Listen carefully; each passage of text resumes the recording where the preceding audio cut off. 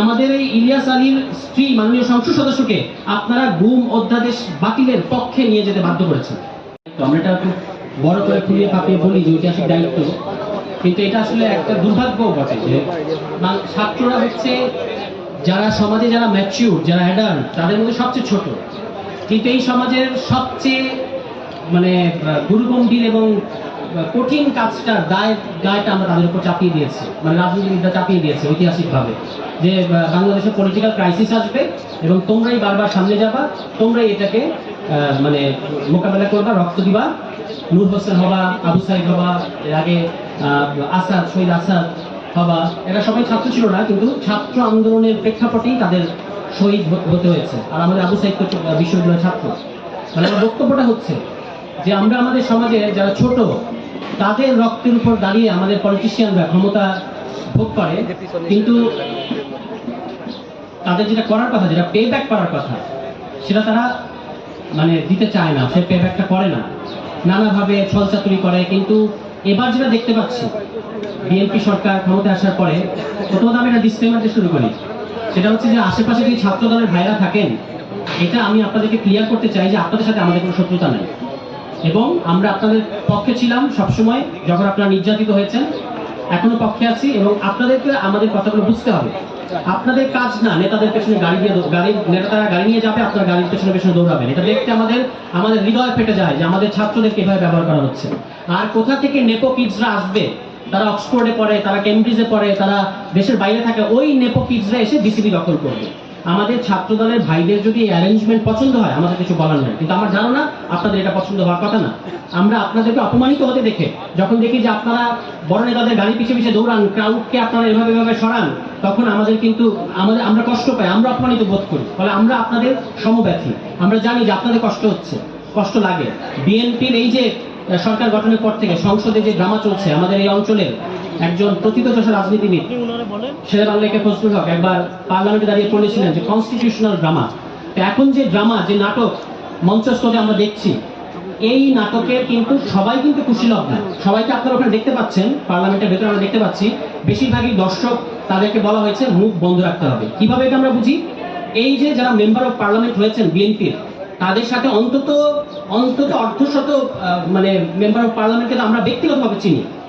এর মধ্যে এই সিজনে, এই যে ড্রামাটা চলছে, এই সিজনে বিভিন্ন ঘরোয়া বৈঠক বলে আমরা এমপিদের উপর খড়গহস্ত আসবে না। বিএনপি নীতি নির্ধারকদের বলছে তাদের সাথে আমাদের কোনো ষড়যন্ত্র হয় না। ওই টক শো কিংবা নানা জায়গায় দেখা হয়, ওই বিজ্ঞাপন বিরতিতে কিংবা অন্যান্য জায়গায়, তখন তারা আমাদেরকে বলছেন যে আমাদের কলিজা ফেটে যাচ্ছে, আমরা কিছু বলতে পারছি না। কারা বলছেন এই কথা? বিএনপির এমপিরা বলছেন। এবং আপনারা দেখেছেন যে একজন সাহস করে মুখ খুলেছেন, তিনি হচ্ছেন নওশাদ জামিল। তিনি একটা লম্বা ফিরিস্তি দিয়ে বলেছেন যে এগুলো ঠিক হচ্ছে না, মানবাধিকার কমিশন। কি দুর্ভাগ্য এবং কি ভয়ঙ্কর আইরনি যে এই সংসদে বিএনপির মানে অলমোস্ট সমস্ত এমপি বিগত আওয়ামী লীগ আমলের মানবাধিকার লঙ্ঘনের শিকার।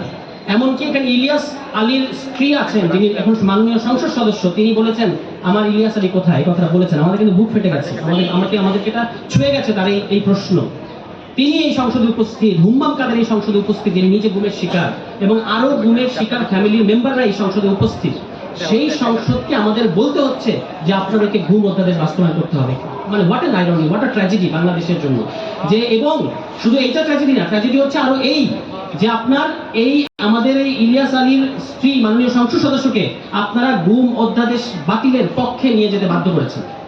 তাকে দলের 70 অনুচ্ছেদের কারণে তাকেও বলতে হয়েছে হ্যাঁ আমিও গুম অধ্যাদেশ বাতিল চাই, অথচ তার হাজবেন্ড এখনো পর্যন্ত নিহত কিনা আমরা জানি না, বলতে পারবো না যে তিনি এখনো নিখোঁজ, তিনি এখন আসেন নাই। চৌধুরী আলম এখনো আসেন নাই। সেই দল ক্ষমতায়, এখন সেই দল আমাদেরকে যে কথাগুলো বলছে, খুবই মানে একদিকে বিএনপির ইতিহাস পড়ি, আরেকদিকে এই বর্তমান বিএনপিকে দেখি, মানে দুঃস্বপ্নের মতো লাগে। সত্যি কথা বলছি, দুঃস্বপ্নের মতো লাগে যে কোন বিএনপিকে আমরা ইতিহাসে পড়ছি। শহীদ প্রেসিডেন্ট জিয়াউর রহমানের বিএনপি, যিনি বাংলাদেশের একটা ক্রান্তিকালে এসে দায়িত্ব গ্রহণ করেছিলেন এবং বেশ কিছু সাংবিধানিক সংস্কার করেছিলেন, আপনারা জানেন। কিংবা এভাবে বলতে পারি সাংবিধানিক পুনর্গঠন করেছিলেন। সেখানে যেমন ধরেন তার পরিবর্তনের মধ্যে একটা খুব বড় পরিবর্তন ছিল যে ওই ধর্মনিরপেক্ষতাকে বাদ দিয়ে একমাত্র আল্লাহর উপর পূর্ণ আস্থা ও বিশ্বাস যুক্ত করেছেন। তিনি বাঙালি জাতীয়তাবাদের জায়গায় বাংলাদেশি জাতীয়তাবাদ যুক্ত করেছেন। এই পরিবর্তনগুলো তো কোনো সিম্পল সংবিধান সংশোধনের মধ্যে দিয়ে করা যায় না। এই পরিবর্তনগুলো ওই বিদ্যমান সংবিধানের বেসিক স্ট্রাকচার যেটা বলে গালভরা একটা নাম, মানে মৌলিক কাঠামো, এটাকে ভায়োলেট করেছিল তখন। বা শহীদ প্রেসিডেন্ট জিয়াউর রহমানের ঐতিহাসিক সীমাবদ্ধতা ছিল এই যে তিনি কোনো এক মাথা মোটা উকিলের বুদ্ধিতে, নিশ্চয় এটা এই গ্যাপটা আমি মিলাতে পারি না, তিনি 1978 সালের 17 এপ্রিল দ্বিতীয় সামরিক ফরমানের দ্বাদশ সংশোধনীতে বললেন পরিষ্কার, this is part of our history. আমি ছাত্রদল এবং বিএনপি নেতাদের বলবো আপনারা আপনাদের ইতিহাস পড়েন। সেখানে তিনি বললেন যে আমাদের সামনে যে নির্বাচন হবে 79 সালে, ওই নির্বাচন হবে একই সাথে আইনসভার নির্বাচন এবং গণপরিষদ নির্বাচন। যে কথাটা আমরা এখন বললাম, এই আমাদের সালাউদ্দিন ভাই কমিশনে বলেছেন যে নতুন দেশ না হলে দরকার নাই, নতুন দেশ না হলে একই সাথে গণপরিষদ এবং পার্লামেন্ট লাগে না। তা আশ্চর্য ব্যাপার, আপনি আপনার ইতিহাসটা পড়েন নাই, বিএনপি ইতিহাস পড়েন নাই? তাহলে শহীদ প্রেসিডেন্ট জিয়াউর রহমান এই কথা কেন বলেছিলেন যে আমাদের ওই পার্লামেন্ট এবং গণপরিষদ নির্বাচন একসাথে হবে? এইটা ফরমান তিনি জারি করেছিলেন, কিন্তু মানে দুর্ভাগ্যজনক বিষয় হচ্ছে কেন তিনি এখান থেকে সরে গেলেন, কেন আবার সংসদ নির্বাচনে ঢুকলেন, এটা আমি ঠিক বুঝতে পারি না। এই গ্যাপটা আমি মেলাতে পারি না। তো আমি এটা নিজের কাছে একটা উত্তর দিই যে কোনো এক মাথা মোটা উকিল নিশ্চয়ই বুদ্ধি দিচ্ছেন, যে কোনো এক মওদুদ আহমদ আমার ধারণা, কিংবা এখনকার কোনো এক আইনজীবী। কারণ আইনজীবীরা, আমি ভাই একটা কথা বলি, এখানে আপা আছেন আইনজীবী, সংবিধান নিয়ে আইনজীবীরা যেগুলো বলে এগুলো শোনার পরে আর পরে আমরা আদালতে ডাকবে, এগুলো বলবো না। মুশকিলটা হচ্ছে তারা এই পরিবর্তনগুলোকে সংশোধনী ভেতর ঢুকিয়েছে এবং পরিণতি কি হয়েছে, এই যে 2010 সালে এসে বাতিল করে দিয়েছে। ওই সেম জায়গায় বিএনপি আবার আমাদের নিতে চায়। আমরা যে পরিবর্তনগুলো নিয়ে কাজ করছি এগুলো সংবিধানের মৌলিক কাঠামোকে পরিবর্তন করে, তারা এটাকে একটা সংশোধনীর মধ্যে ঢুকাতে চায়। তো আমরা এখন একটা মজার জিনিস হয়েছে যে দেখেন আমাদের